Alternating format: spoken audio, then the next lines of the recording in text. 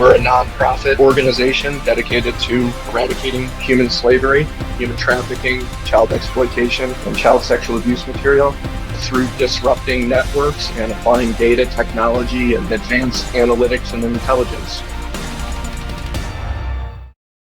Hello, welcome to ATII's second annual Follow Money, Fight Slavery Summit.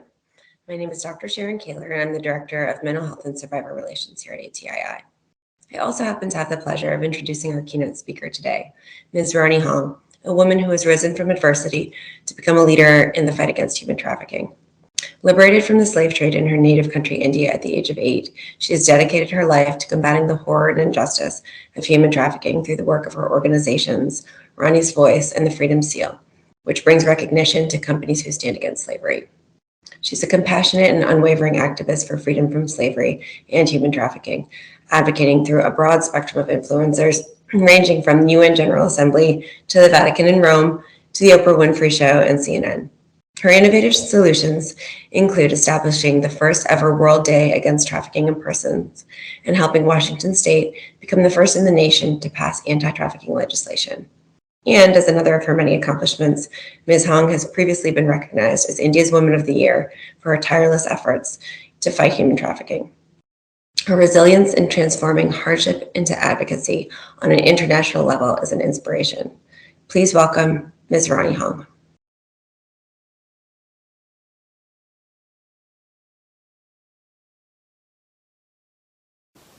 Hi, thank you, Sharon, for this kind introduction, and thank you to ATII for hosting this event about following the money to fight financial crime and to fight human trafficking. My name is Rani, and I was born in southern India, and at the age of 7, I was sold into slavery. I was sold across the state border, where I did not know the language. It was unfamiliar to me. I was scared and alone. And I was crying for my mother, and she didn't come. You see, the traffickers had stolen me from my mother and used me as a commodity. We're talking about buying and selling children for a profit. And the traffickers, all they saw really was the money, the profit that they were making off of me. You see, my situation became so destitute and that they put me as destitute and dying, and that I was no value. But they had to get rid of me. And so I deteriorated, and so then they sold me for one more profit, and they sold me for international adoption from India through Canada into the United States, where I currently live near Seattle, Washington. So I tell you my story because there are millions of little girls like the little girl I was, imprisoned, silenced, and unable to speak. And today, it's important that we listen to this issue. I know it's a hard subject. It's not something easy to listen to. But when you hear the story of a 7-year-old girl and what happened to myself, you would stop and think, what if this happened to your child? And we as parents, we never would want this to happen. And that would be our biggest nightmare, right? But today, you're here because you want to make a difference. And so I thank you for the financial institutions and all those, law enforcement, the NGOs that are here today to be able to listen. And my goal is to inspire you to take action, right? I tell you my story, but I'm more than my story. I'm part of the solution. And so today we had to think out what is it that we can do to move forward on fighting this crime. So it's in 2006 or so, my husband and I started our foundation. You see, he was also recruited. He was recruited as a child soldier, sold into slavery. And so we created the foundation because we wanted to make a change in the millions of lives of little children. And so today I look forward to being able to speak with you and to be able to share and educate in the purpose of that we can make a difference. And so through our foundation, we have been working on this issue now for over 20 years. And in the early days, I remember when the general the general public did not know what to do. They didn't know how to listen to a story like this. And for most of it, they didn't even think it was real, right? We're talking about a $150 billion industry. We're talking about children being bought and sold across borders. Not all at all times do they have to be taken from place to place or transportation, but often we see force and coercion in taking place when a person is trafficked. And so we think about a lot of today's world, the migration from the Ukraine going to these different countries, and the traffickers are there to prey on the innocent. And so we look at, as a nonprofit and as a foundation, what is it that we could do to educate the world on this? And so through our foundation, we're able to do many things. But one of the things is really providing empowerment programs. And I would like to take a shout out to Jennifer, who's really hosted and helped a lot with this event. But she has started an empowerment program, right? For her world, for the products that were made, the bags that she has made. So anyways, I want to encourage you to look at these solutions by survivor-led organizations and people, and really help to be able to change the world and through economic ways. And so I'm just very proud that Jennifer has been able to move forward and being able to do this. So today, why are we here? I mean, we're talking financial institutions. Often we think they're removed from this issue. But I'm here, no one is exempt from this business. No country is exempt from this business. And so as we move forward and think, what is it that law enforcement, financial institutions can do? And I realized today that it's a huge conversation, right? In the past, the banks and others were not always included or at the table. And in fact, when I was working in 2011, I got appointed as the UN Special Advisor to fight the global initiative of human trafficking. And through that program, I did many UN General Assembly speeches. I asked for the world to stand up with me and others. And I asked one specific day for a World Day Against Trafficking in Persons.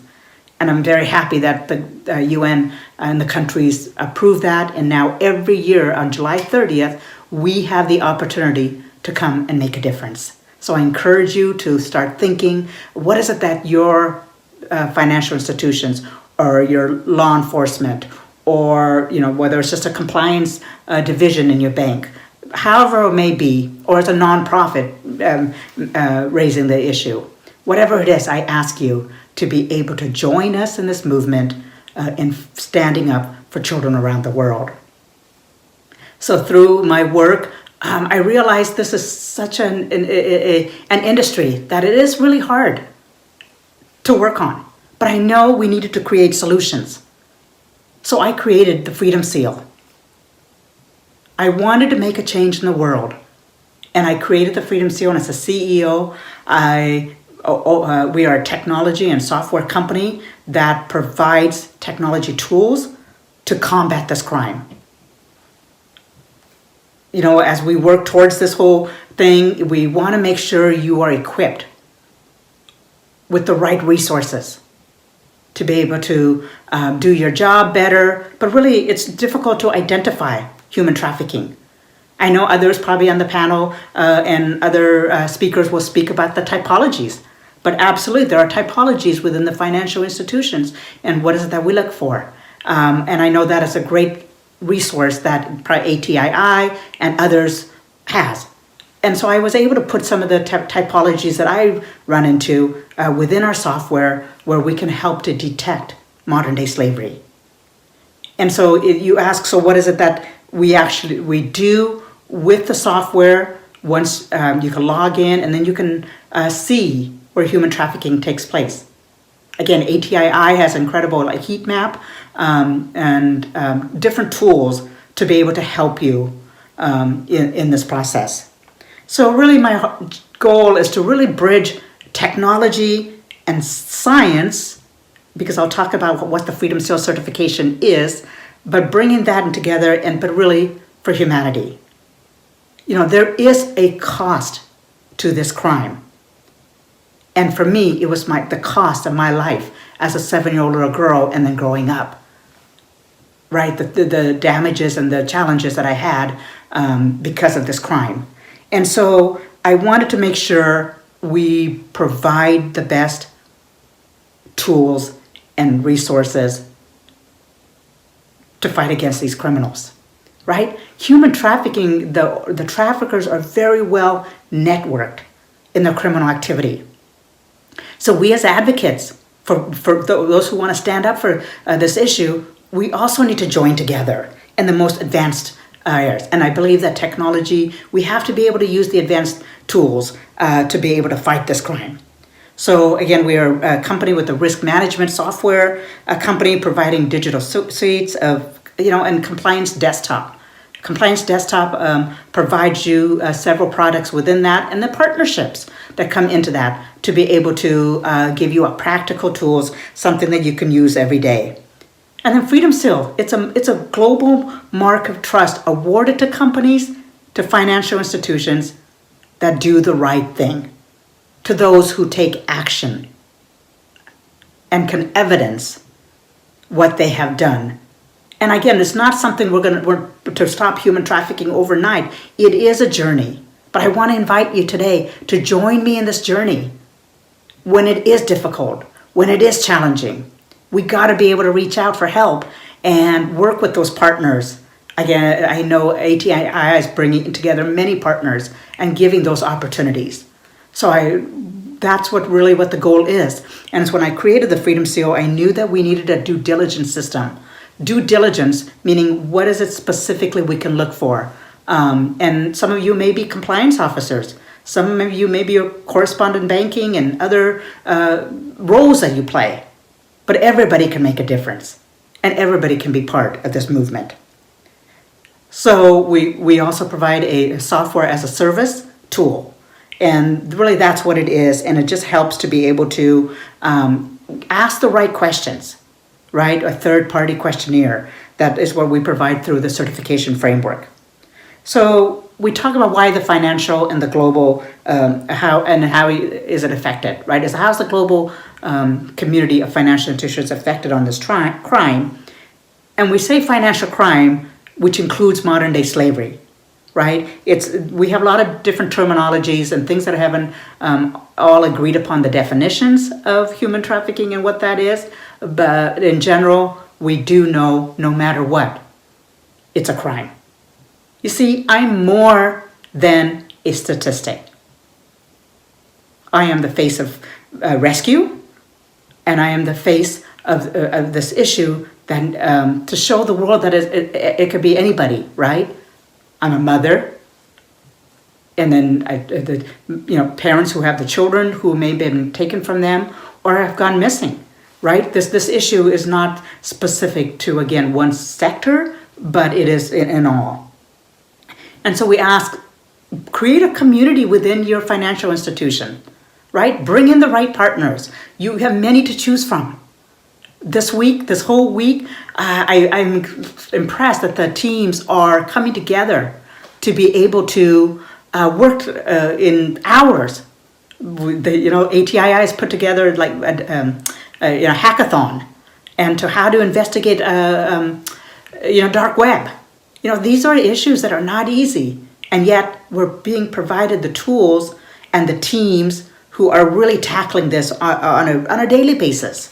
And so we just want to make sure that you are fighting this crime, and then we look at regulatory, right? I remember going before the EU in 2018 or so and asking for the Human Rights Division to address this issue. That was several years ago, but today we're seeing they're just about to pass the legislation requiring companies to be able to work on the evidences, have the statements, have the basics, but I want to encourage you to have more than the basics. Go specifically and be able to have the right tools to be able to, within your systems, to be able to, again, advance this crime. So we talk about, know your customer. Human trafficking occurs a lot of times because we don't know the customers, right? The customers come, if it's a retail bank, to open up an account, but often it sometimes is a fraudulent account.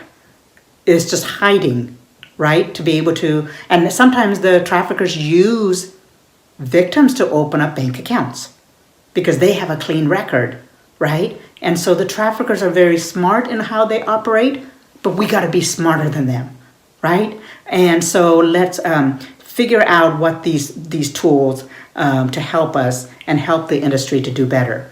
But oftentimes you may say, know your customer. You're all familiar with that term.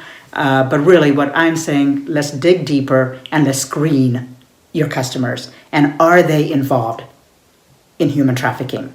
Are they opening up a company or a spa and just being a front for human trafficking? So these are the questions we need to look at, and we need to look at them deeper.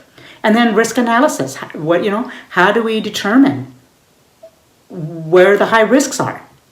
And thank goodness that many of these organizations are now working on the data, right? Bringing high risk data sets to be able to help give you those tools as well. So, we manage our threats. We have to be able to manage them. We got to be able to take the action. And then again, if there's something that a specific tool that you need, then ask us who are involved in this issue in fighting modern day slavery. Ask us, because it helps when we all do work together and collaborate on those solutions.